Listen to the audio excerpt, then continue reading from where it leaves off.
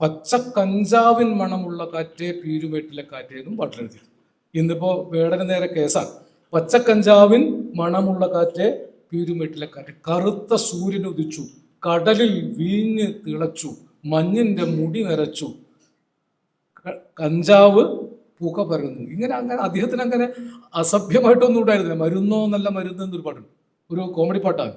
വയ്യുമ്പം വയറ്റിലെനിക്കൊരു ഉരുണ്ട് കയറ്റം, അടുത്ത വീട്ടിലെ ചെറുപ്പക്കാരൻ്റെ കടക്കണ്ണിലെ പൂവ്, അകത്തു നിന്നും മുളച്ചു വന്ന പ്രേമത്തിൻ്റെ വേര്, സമം ചേർത്ത് അരച്ചിടച്ച് പൊടിയാക്കി പ്രേമമേമ്പൊടി ചേർത്ത് മടുക്കുവോളം 3 നേരം കഴിച്ചാൽ നിന്റെ ഉരുണ്ട് കയറ്റവും വിരണ്ട് കയറ്റവും പമ്പ കടക്കും. ഇങ്ങനെ വൈദ്യം വയലാർ എന്താ പറയാത്തത്? വയലാർ എന്താ എഴുതാത്തത്? വയലാറിൻ്റെ പാട്ടുകളെ കുറിച്ച് ഇങ്ങനെ സംസാരിച്ചാൽ അവസാനിക്കുകയില്ല. വയലാർ ജീവിതമാണ് എഴുതിയത്. വൃശ്ചികമാസത്തിൽ മാനത്തെ കുഞ്ഞിന് വെള്ളോട്ടു പാത്രത്തിൽ പാൽ കഞ്ഞി, കണ്ണീരുപ്പിട്ട് കാണാത്ത വറ്റിട്ട് കർക്കിടകത്തിൽ കരിക്കാടി.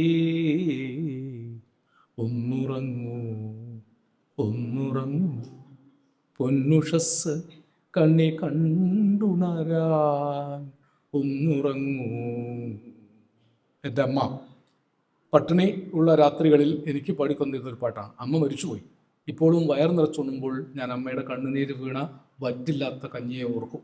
അങ്ങനെ ഓർക്കുന്ന മനുഷ്യരും അനേക ദുഃഖ നിമിഷങ്ങളിൽ മരിക്കാൻ ഞങ്ങൾക്ക് മനസ്സില്ല, തോൽക്കാൻ ഞങ്ങൾക്ക് മനസ്സില്ല, മുതലാളിത്തമേ നിൻ മുന്നിൽ ഇനി മുട്ടുമടക്കാൻ മനസ്സില്ല, ഇല്ലം കണ്ട് മരിച്ചിട്ടില്ല ഇവിടെ ഇന്നലത്തെ തൊഴിലാളി. ഇതൊക്കെ ഒരു പക്ഷേ ഇവിടെ പറയാൻ പാടുണ്ടോ അറിയില്ല, പക്ഷെ ഇവിടെയും അതൊക്കെ പറയേണ്ടതുണ്ട്. കാരണം സമരതീക്ഷ്ണമായ ഒരു കാലഘട്ടത്തിലൂടെയാണ് വയലാർ വന്നത്. വയലാർ ജനിക്കുമ്പോൾ വയലാറിലെ പാടത്തും ചെളിയിലും നിറയെ ചോരയായിരുന്നു.